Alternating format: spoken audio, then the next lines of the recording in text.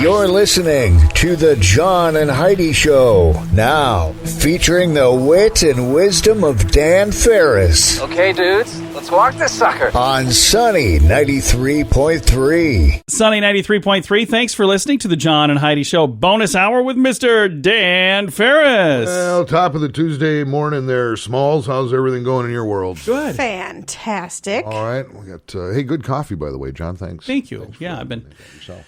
My own special blend. It's I just crack open a can and dump it in a filter. Fantastic. Just read a medical report where sucking down gallons and gallons of coffee every day. You think that would be bad for you? It's good not. for you. Yeah, Is it good for you? It's not. It's amazing for you. And the only reason I bring this up is this happens to be National Call Your Doctor Day. What are you supposed to call your doctor? Call Your Doctor Day. And it actually is a day. And it started back, I don't know, years ago. We were just kids, something like that. And it's mainly for women to call their gynecologists. Here's the skinny. It was founded by Bright Pink. That's a nonprofit organization aimed at helping ladies live healthier lives and to avoid breast and ovarian cancer. This nonprofit was put together by Lindsay Avner, who back in 2007 was the youngest woman on record in this country to undergo a risk reduction double mastectomy. Oh, wow. So, yeah, call your doctor. Anything's going on, call your gynecologist. And again, I've been trying this for about 30 years. If I ever get a gynecologist on board that would actually do radio advertising, the greatest tagline / slogan in the world would be, so-and-so OBGYNs, people pulling people out of people. I love that. There you go. That's gold. And I've got it service marked, so don't try any funny things. There with your little pap smear rubber gloves and all that other fancy stuff you do. If you do that for a living and you'd like to work with Dan, reach out. People, pulling people from people. Will be rich. Yeah, I love it. All right, coming up, we've got Ranger Dan's Critter Corner. That's on the way on the John and Heidi Show bonus hour with Dan Farris on Sunny 93.3. Do you have a credit card? Is it the very best credit card? Many people get their credit card as a response to an offer that was mailed to you. These are typically not the best cards. Check the fine print for the fees and interest. We have a website that compares many different cards being offered so you can find the one that's the best fit for you. If you'd like to find a better credit card, we'd love to help at bettercreditcards.net. There's no obligation. Just click and compare to see if we can get you a better credit card at bettercreditcards.net. Sunny 93.3. Time now for Ranger Dan's Critter Corner. Morning, Ranger Dan. Morning, chillin'. Morning. You okay over there? Yeah, I'm all right. Hang on, let me put this out. Hey, little radio rangers. Yeah? Put up the back flap on your onesie, gather on the radio. Ranger Dan's going to lay some critter knowledge on All right. All right, we all know snails, right? Snails. Heard of them. You don't pay a lot of attention to. Something you run into in your Kinda garden, slow. Yeah. down the lake, whatever. Yeah. This is absolutely fascinating. Oh, what's that? Because, there's a number of reptiles like lizards. If you grab them by the tail, part of that tail will just come right off. Okay. And that Really? tail will grow back. Oh, okay. Yeah. Well, with snails, if you cut off their eyes, Yeah. their eyes grow back. Are you serious? I'm dead. I'm a ranger, John. I know you are, but you like to pull my leg as well. Who would so- want to cut out a snail's eyes? Well, but now that you know, why wouldn't you? This sounds to me like I'm saying, hey, Mom, Dad, get the kids outside. Go snail hunt. Give them a knife. Hours of fun. sounds to me Bring like the snail home, put it under a lamp, and just watch the magic. I think it sounds like somebody was very bored in a lab somewhere at one point. Like, I cut off his eyes. Come check it out. Oh, no, they're back. Well, What? there's multiple reasons Ranger Dan can't get a gig at Leif Erikson Day Camp. Thank you very much. Way to go, Judge and McJudgerton. Well, Ranger Dan, I was going to ask you, I forgot all about this, but last week we were in our new wooded backyard. We've got a lot of trees, which we didn't have in our other backyard. And I saw a squirrel chasing another squirrel. Right. And I think that it was a male squirrel chasing a female squirrel, trying to make baby squirrels. I have never. I guess I don't know why. I've never even thought about this, but is that how that works? I've heard of the birds and the bees. Well, they don't lay eggs. Well, I understand that, but would they do that up in a tree? Do what up in a tree? A squirrel? Make little squirrels? Yes. There's squirrels that do wherever they want. They don't care. They care if you're watching. I wasn't. Heidi wouldn't even look. But the one squirrel was running from branch to branch. The other was chasing and like trying to jump on that other squirrel's back. And I think that's what was happening. I don't know, man. This smacks of Joe Biden to me. I don't even want to talk about it. I'm a ranger. I'm not a sexologist. I was just wondering if that's what was going on or if they were just playing. Holy smokes. And I'm sure That's not going to awfully- Google that. It's awfully deep in the morning, isn't it? Sorry. Thanks for listening. There's children listening, John. I didn't say anything. Did I say something I shouldn't have said? Apparently, I'm getting the cold shoulder from everybody now. Even the squirrels won't talk to me now. Ranger Dan's Critter Corner right here on Sunny 93.3. The inventor of Rip It gloves has been a drywall guy for decades. He was trying to find gloves that worked for him and his crew, but nothing was quite right. So he went out and created some. Rip It gloves fit firm in your hand and protect your hands, but still allow you to use a touchscreen. Professional athletes love the extra grip Rip It gloves gives them. Painters, roofers, contractors, but also motorcycle and horseback riders. See why everyone loves Rip It gloves at ripitgloves.com. Use promo code radio to save 25%. That's RIPIT gloves.com, promo code radio. Sunny 93.3, time now for Water Cooler Talk with Mr. Dan Farris. You know, I get kind of just mesmerized by this whole thing that studies will come out about the worst of or the best of, Yeah. like every state in the union. Oh, yeah. And who has the time to do this stuff? Like, you know, the best steakhouse in every state. That's Yeah. going to be so time consuming. But they just they ask people, and then I it's wonder like if they online. just use reviews or something. Yeah. It's kind of how it works because like people online will vote for a certain thing, but there's some of them where I kind of wonder if it's almost like people messing with the system. I don't know, because we have here, I tripped across this a few days ago, the worst cities to live in America, state by state. Oh, which is the worst one around here? Well, I just boiled it down, for instance, in Iowa. And this is based on, you know, income, everything from how healthy Sure. economically the place is, what's there to do for entertainment, park systems, et cetera, et cetera, et cetera. Yeah. Housing, blah, blah, blah, all that kind of thing. Iowa, Keokuk Keokuk, is apparently Iowa. the worst city to live in I've in never Iowa. even been there. Well, it would be really hard to explain to people how to spell the name of your town, so I can understand that. In Nebraska, it's Bellevue. I've been to Bellevue. It seemed like a nice town. But it's based on, in this instance, in Bellevue, it's not necessarily based on income or anything else. It's based on the whole place just kind of a food desert. Apparently there's no great supermarkets, produce Oh. is scarce, that kind of thing. Okay, well, Yeah, kind of weird. I thought maybe it was because Mike moved there. That certainly could be. I don't know who Mike is. I'm Well, just being Mike silly. knows who Mike is. North Dakota, it's Grand Forks, Oh, really? because it's underwater about 9 months out of the year. Is it really? Sure. Oh, that's too I bad. could be making that up. And this hits close to home. Minnesota, Yeah. you would think it'd be up around the Iron Range or something like that, where Okay. mining has fallen on Yeah, hard times. sure. But no. Which one? No, my old stomping ground, St. Paul. Is the worst city to live in? St. Paul. really? I'm a kidding. Minneapolis kid, but I worked in St. Paul. That's the capital, I isn't drove it? a truck in St. Paul. It is the capital. Wow. But this is based on violent crime. Oh, Apparently, things are a little Things have gotten little pretty out of rough. control. Yeah. Any bets on South Dakota?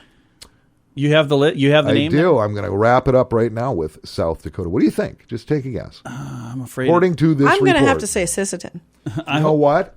Originally, it was Sisseton until they were tipped off that that's actually owned by France. Nice. So it Technically, doesn't count. It doesn't count. It doesn't count. Right. I've got some other names in mind, but I'm not going to say any because I know people from all of these communities. Yeah, well, hey, and this isn't me saying, hey, this is the worst city. This is me. I'm reading a national report. And the report says, Box Elder. oh, I've I would never not have been there guessed that. either. But that's not, again, this is a situation where they're not basing it on poverty or financial hardship or everybody's out of work. It's based on, seriously, this was their criteria for Box Elder. Really a lack of dining and entertainment options. And parks, I'm going, well, they're right by Rapid City. Who cares? Right. But on a side note, and this is pretty interesting, and Box Elder, by the way, a population of about 9,000. I'm sure it's a fine place. Box Elder, that is Lakota for punch old people. Is it really? I don't. It sure is. Box elder. I get what you're saying there. Yeah. I don't. We're learning here, but we're not learning correctly, and we're not learning much. Well, there you go. I think that's really cool. Thank you for that update. That's pretty nifty. Coming your way in a bit, entertainment news of the day. It's all on the way. Join us for a fun week in Punta Cana, Dominican Republic for the 3rd annual 80s in the Sand. We've been there the last 2 years. In addition to making a bunch of awesome new friends, we had so much fun meeting 80s actors and musicians. 80s in the Sand takes over the entire resort, so you'll mingle with them at the pools and the restaurants too. We'd love to have you join us. See the amazing lineup featuring Sammy Hagar and many more at radiotravelgroup.com. Save $200 per person for first-time guests at radiotravelgroup.com. Sunny 93.3, thank you so much for listening on a Tuesday. We have Jeff Harding joining us right now with Crescent Real Estate. How are you doing, sir? I'm good, John. How are you? Very good. It's been nice to chat with you and kind of get up to date on what's happening in the housing market in Sioux Falls, South Dakota. There are a lot of homes being bought and sold right now, aren't there? It's crazy. It's busy right now. We were picking something up that we got on Facebook, and I turned the corner and I saw like 7 yard signs for homes that were for sale in like a 3-block stretch. And I just thought, wow, there's a lot of homes on the market right now. There are. One of the things we offer is a free comparative market analysis.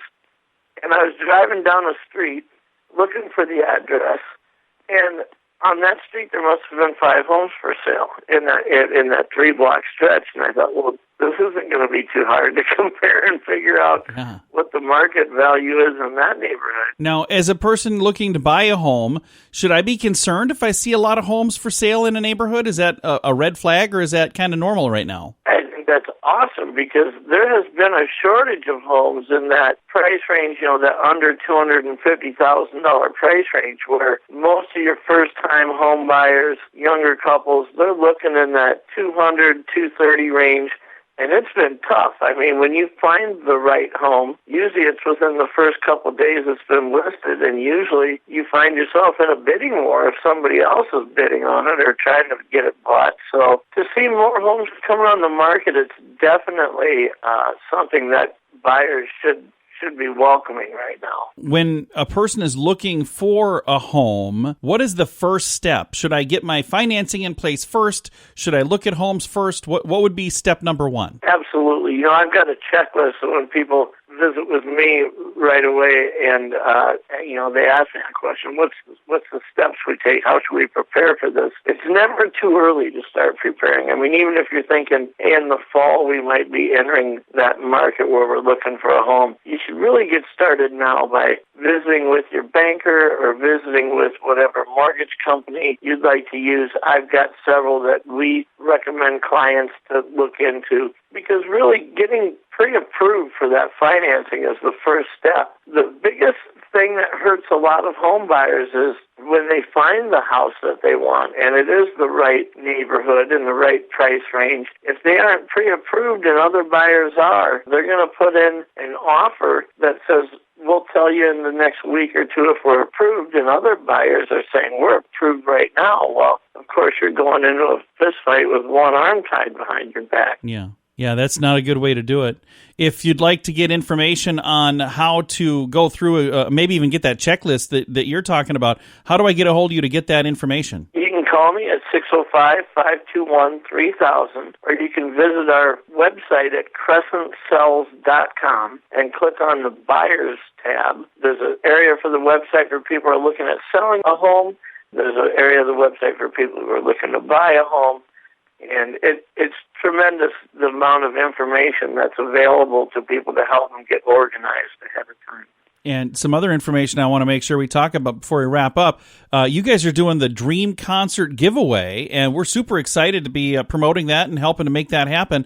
Let's talk a little bit about the Aerosmith concert giveaway. Yeah, in September, we will be giving away a concert trip of a lifetime. It's Aerosmith in Vegas. They're doing a residency down there, so they're playing quite a few nights. But we're going to fly 2 lucky people to Las Vegas round trip. They're going to be there Monday through Friday, staying at a king suite at the Luxor Hotel. They've got a pool that's just unbelievable there.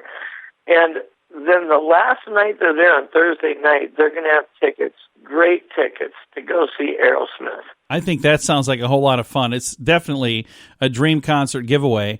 I think just about everybody listening right now would probably be a big fan of going to see Aerosmith. They're a great concert, and they're not going to be performing forever. You know, they're going to be wrapping it up here before you know it. So this would be a great opportunity. Could be one of your last chances to see them. Yeah, absolutely. You know, me and you, we've been talking about this. Maybe we need to, you and your wife, me and my wife, maybe we need to chaperone whoever these two lucky winners are and head to Vegas with them. I've been seriously contemplating doing that because I really would regret if Aerosmith quit touring and I didn't get to see them here, because I think it would be a great concert. Absolutely. And somebody's going to have some great seats to it. They're going to win a great trip. Well, if you would like to win, we've got the details on that. You can also find it on the Crescent Real Estate Facebook page, the Sunny Radio Facebook page, and at sunnyradio.com. Jeff, thank you so much for taking the time to chat. You bet. Thank you, John. Jeff Harding with Crescent Real Estate Group, and I've got a link to their page and a link to the concert information at sunnyradio.com. Credit cards, they can be trouble. About 12 years ago, we did a debt snowball program and got rid of our credit cards. We were debt-free except for our house. It was awesome. But over the course of the next decade, our credit score went down. That sounds weird, but they need open accounts to give you a score. Our lower score made our insurance rates go up. We decided to get a credit card to help with that. We just pay it off every month.